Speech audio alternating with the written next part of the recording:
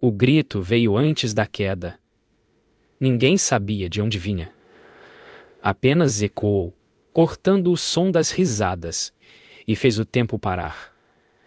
Até aquele instante, o sol brilhava, como se nada pudesse dar errado. Clara mergulhava os pés na água azul, tentando lembrar como era sorrir de verdade.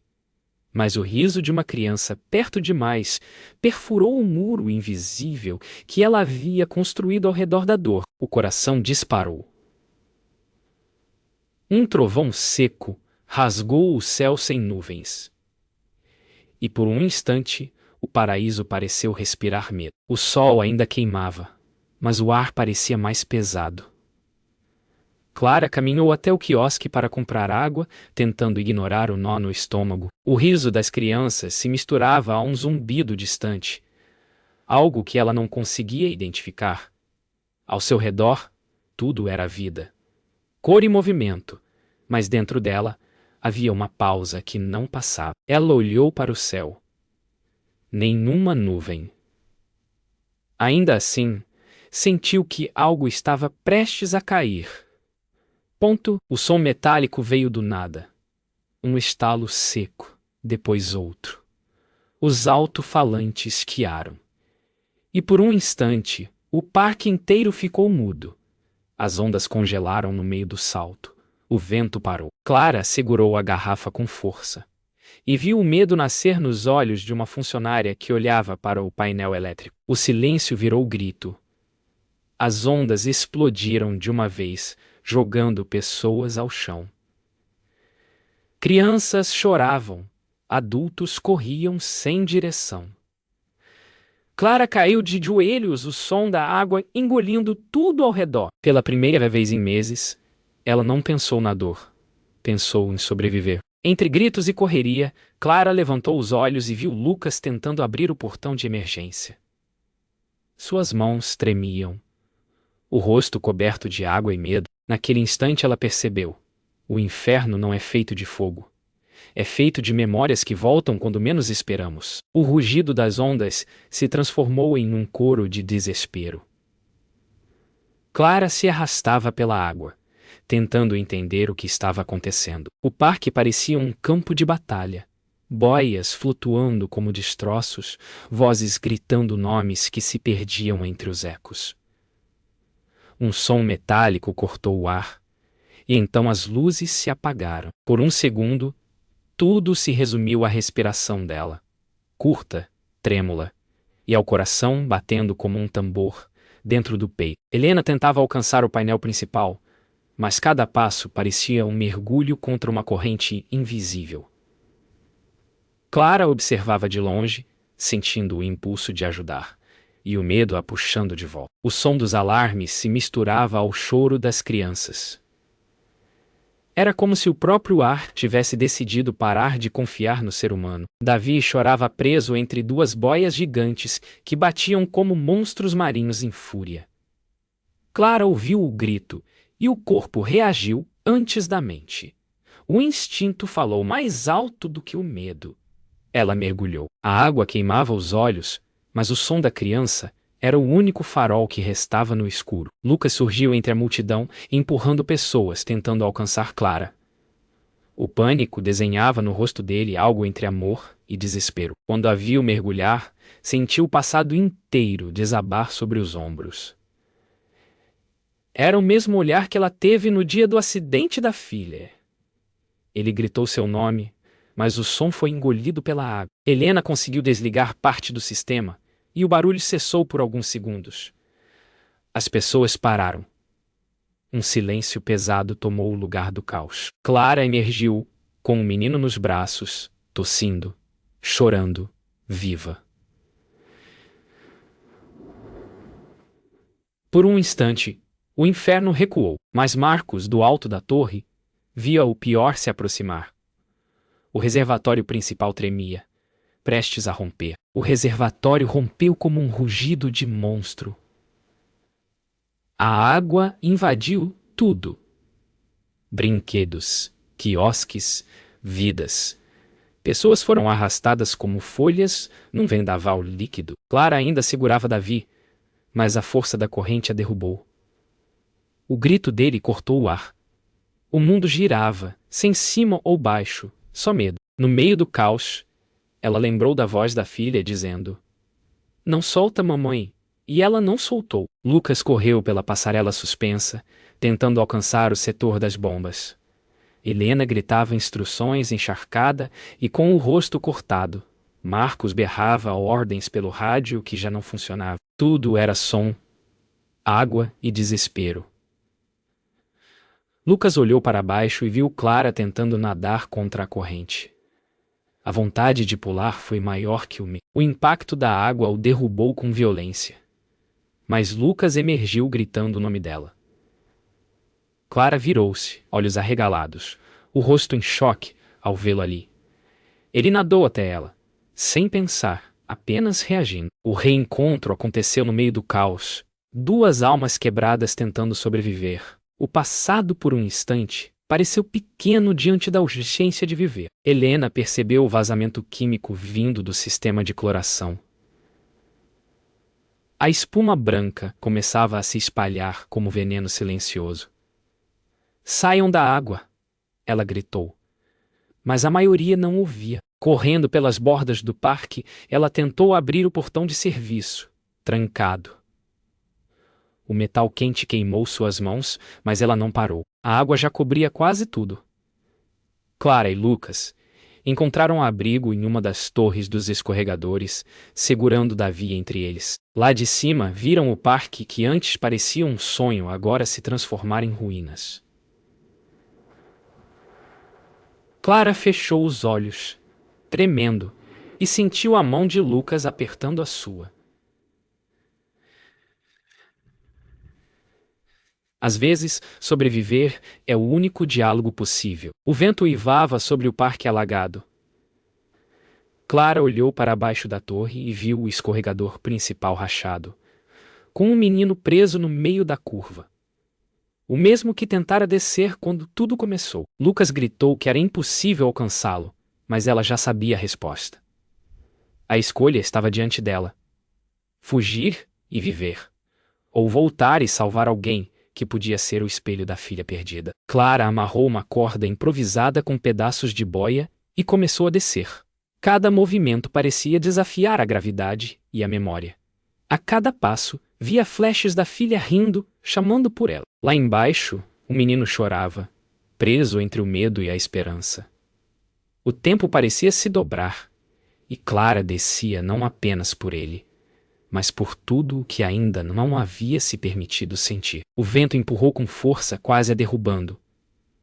Lucas segurava a corda de cima, o rosto tenso, gritando seu nome. O som era engolido pela tempestade. Clara alcançou o menino, que tremia e dizia: "Eu não quero morrer." Ela o abraçou com força e respondeu com lágrimas nos olhos. Era como se falasse para si mesma. Uma nova explosão sacudiu o parque. O tanque secundário cedeu. "Helena!" Do outro lado gritava pelo rádio que a estrutura da torre ia desabar. Marcos tentava organizar a evacuação, mas o chão se desfazia sob seus pés.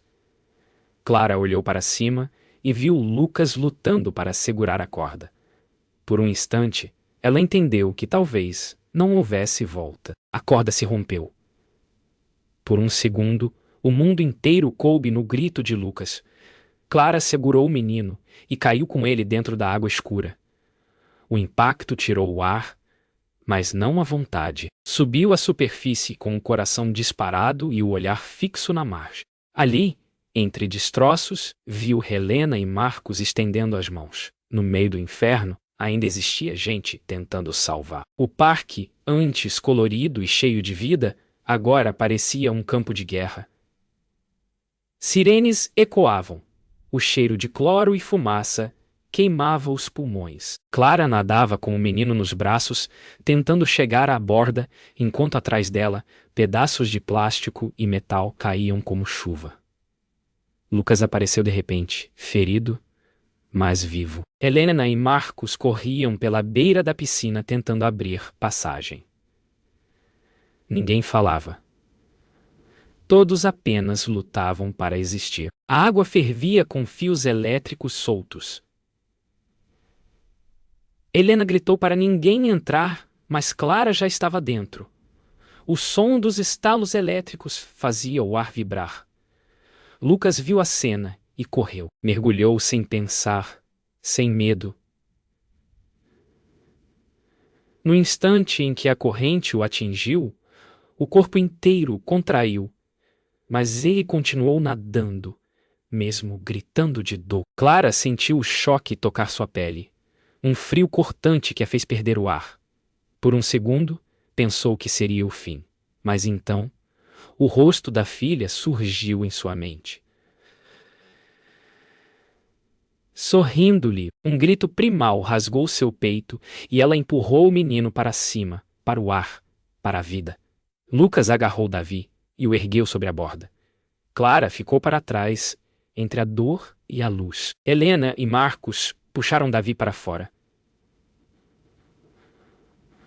O menino tossia, chorava, mas respirava. Lucas emergiu logo atrás, exausto, procurando Clara com os olhos. O silêncio durou uma eternidade. Então, a superfície se rompeu e ela subiu como quem renasce, tossindo, chorando, viva. O grito de alívio de todos se misturou à chuva que começava a cair. O inferno estava completo. O parque se desfez em chamas e água. Mas dentro daquele caos havia algo diferente.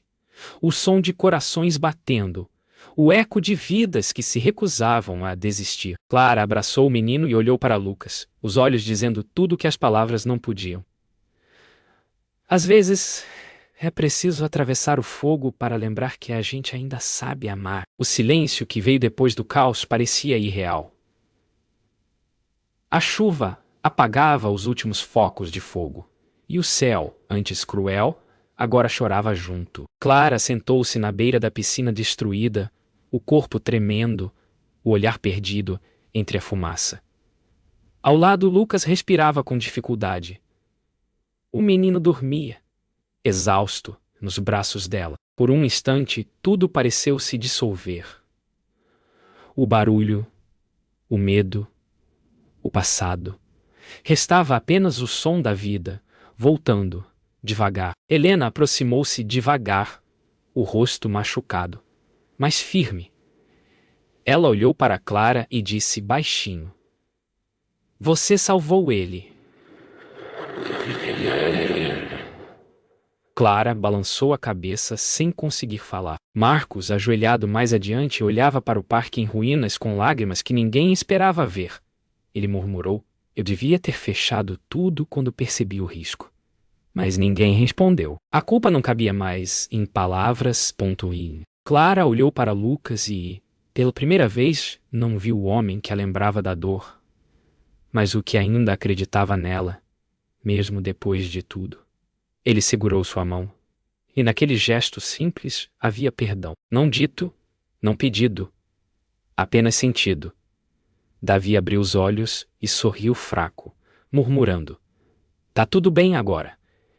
E pela primeira vez em muito tempo, estava. Os helicópteros de resgate chegaram cortando o céu, mas Clara mal percebeu.